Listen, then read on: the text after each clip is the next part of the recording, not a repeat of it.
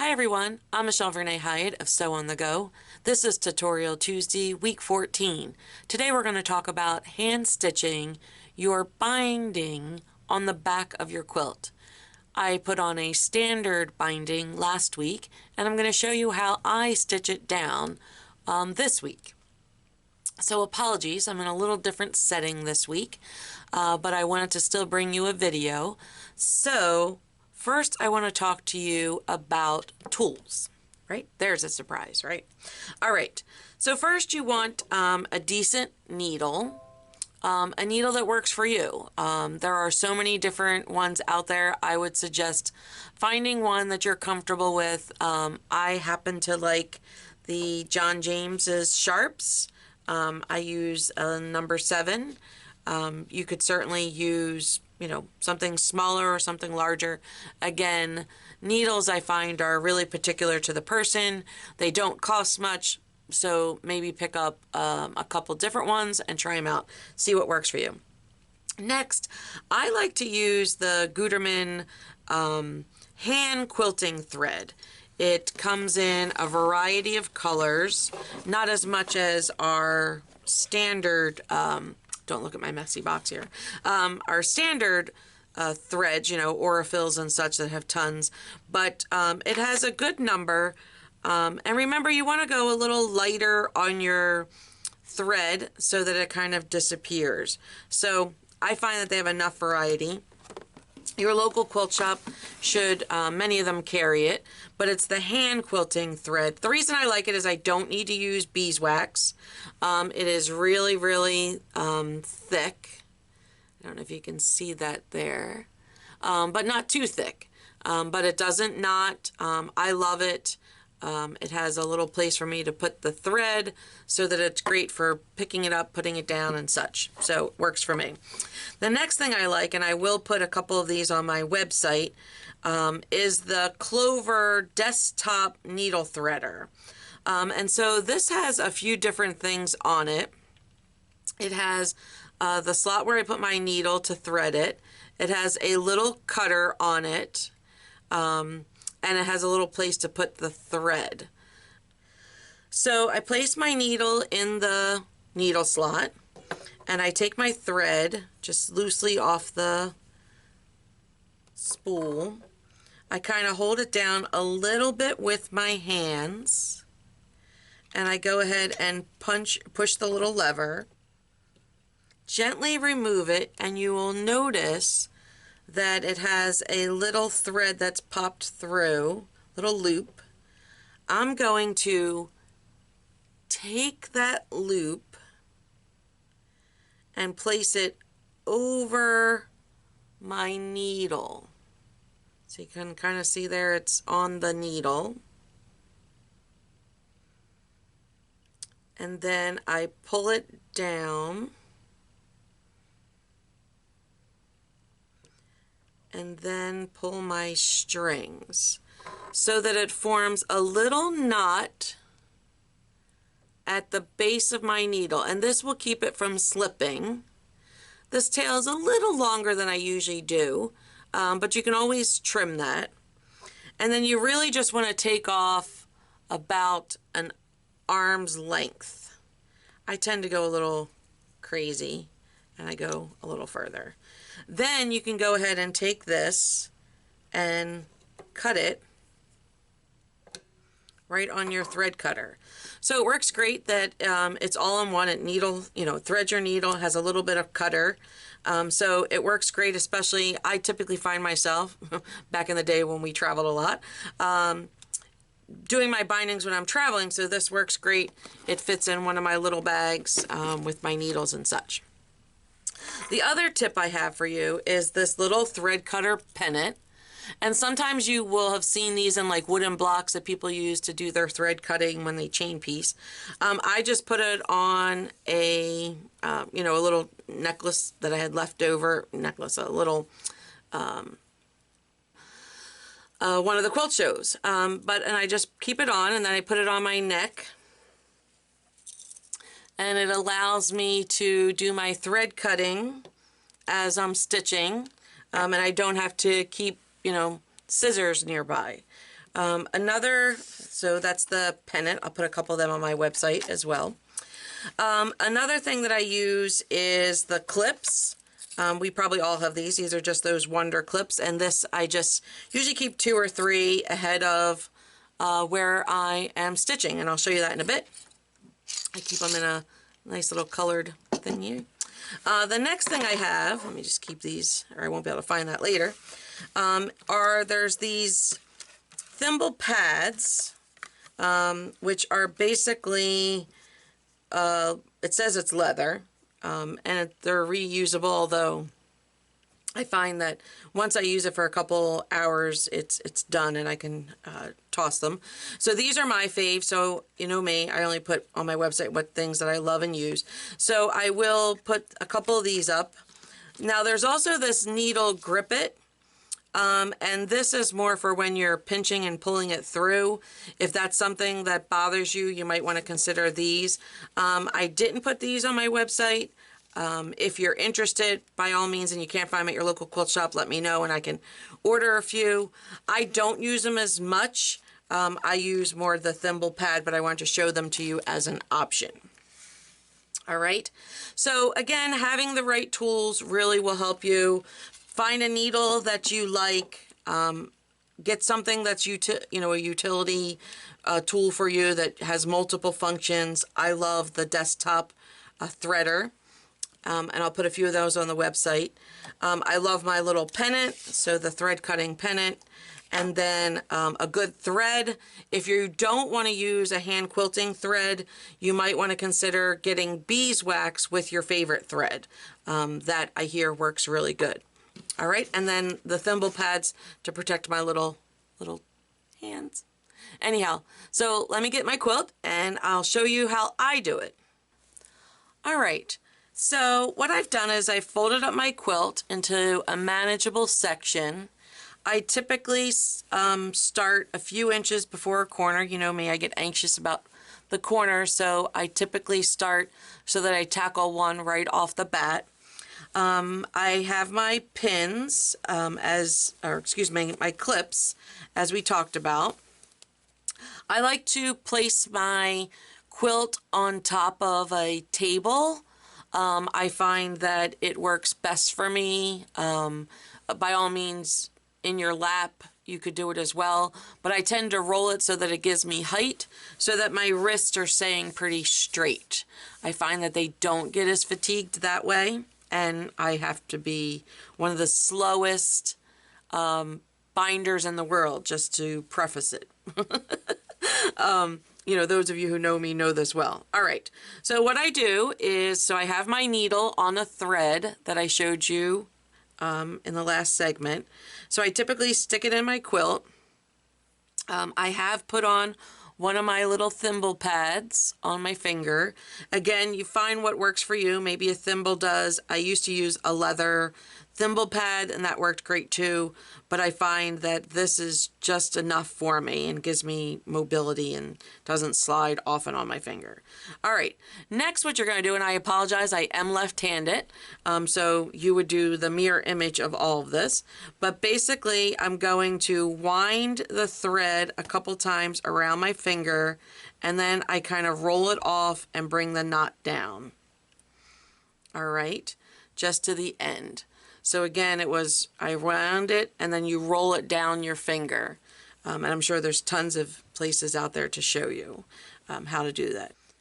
So what I do is I come in, and I am doing this right-handed, but I wouldn't be able to sew a whole binding this way. So I come in and I basically hide that knot inside my binding there. All right. And then I'm going to come out right below my stitching line, right? So that I'm coming out right below the stitching line there. And then I'm going to come up into the binding, and that's just to get it started. All right. And so from then I'm going under my stitch and I'm moving over a bit. Now some people I'm sure will take smaller stitches than me or larger stitches than me. But basically that's what I do. And for my first stitch, I go ahead and just grabbing a little bit, and I'm just going to knot it around. Right, so come through and then come through the loop, just to make a little knot. Right, so I have my knot buried inside my binding, and then I've knotted my first real stitch. I'm going to move that out. So again, I come in below, so right, so a blind stitch basically, and I go about probably 1/8 of an inch, maybe a little longer, and then I stitch. All right, so I'm hiding that stitch, the length underneath, and I do sit with it folded back towards me. I see some people who have this reversed and they're constantly looking over it.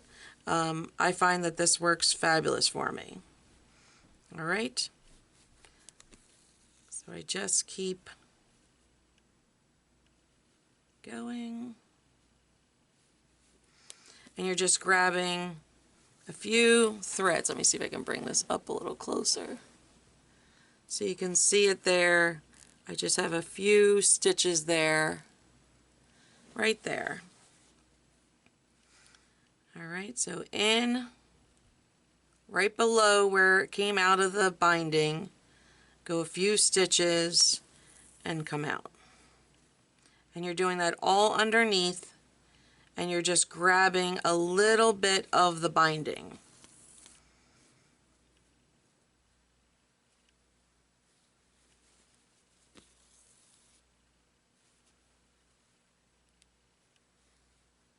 So I'm just going to keep going, and I will come back and show you a corner, although I probably don't do it the best. All right. All right, so I've made my way to the corner. One of the things that I forgot to mention early on along with the tools is lighting.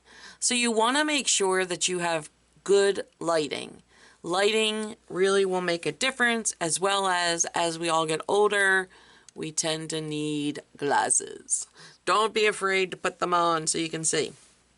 All right, so you may have noticed before when I was stitching through towards here that I had a clip on the corner. I try and get it ready, should we say, so that it has a little bit of a memory set up with the fold before I get there. But what I do is I then take it and unclip it, and I kind of bring it out so that the seam I'm coming towards is laying flat. And I'm going to go ahead and keep stitching it so that it's all the way flat until the end. So let me just throw a few stitches in there.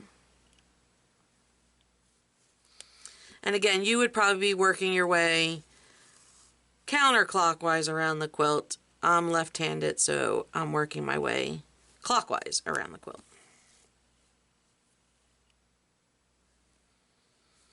Two things I can't do well right-handed. Right and hand stitch.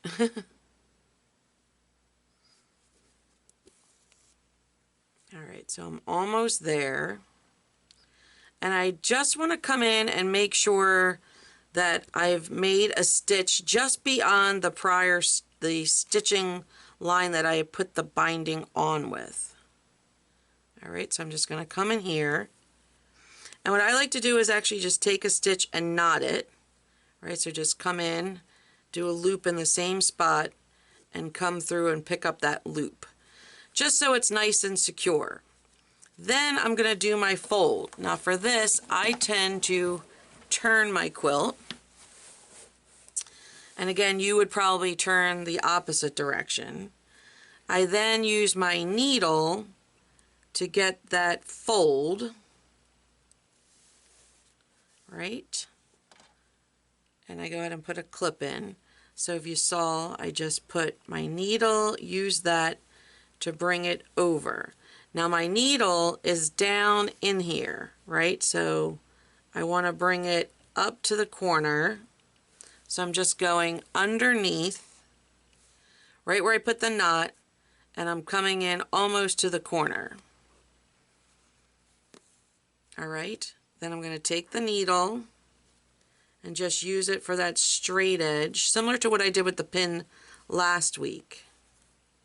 All right, and then I'm going to bring it up into the fold and put a stitch in there.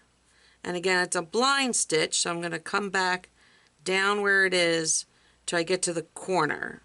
Some people put 2 or 3 stitches in there, and I think that's perfectly fine too. I usually try and see if I can get away with just 1 stitch in there.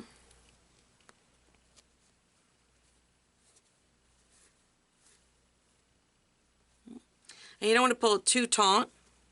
It's just really to keep it in there. Then typically I go ahead and grab this corner and I just put a knot in with the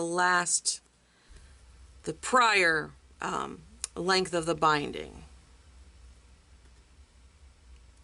Right, just so I have a little knot in there. And this has a little pinch in it, but you get the idea. That'll come out. That's just for me having it pinned for a bit there. Alright, and then I'm just going to come in again below my stitch line, just underneath, grab a little bit of fabric, and keep going. Taking my little stitches. Again, I'm sure people would do it a little smaller than me, or a little bigger. Again, it's your quilt. You have to be comfortable with what you're doing. Mine are probably between probably about 1/8, maybe a little bit between 1/8 and 1/4. So there I have my basting thread. Right, so I'm just gonna pull that out as I go and keep going. And when I get about 2 inches left, I tend to start looking to change my needle. I'm sure it's a waste of bit of thread. So typically in preparation I go ahead in and do a little knot, right? So I'm coming up in the same spot I just was through, and I go ahead and do a little knot, a single knot. All right, and then I typically go around my needle a couple of times, right? Usually 4 or 5 times. And then I go ahead and stick it underneath there and come through. And what it does is it drops a knot in here. And then this is typically a little bit more than I have left over. And then I can take my little necklace and I just trim it. And then I will trim what's on my needle off. Again, I can just use my little necklace.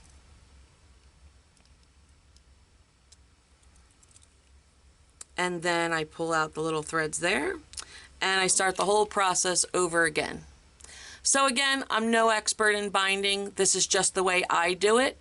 But I recently found out at a retreat last fall that a lot of people weren't aware of these tools or the blind stitch, so I thought I could add a little value. I guess I'm sure you could find some better tutorials on it, but this is how I do it. All right, so that's it for week 14. I hope you will join me for week 15. I'm going to look to do a flange binding, so it should be a lot of fun. Again, thank you. I'm Michelle Renee Hiatt of Sew on the Go, and thank you for tuning in.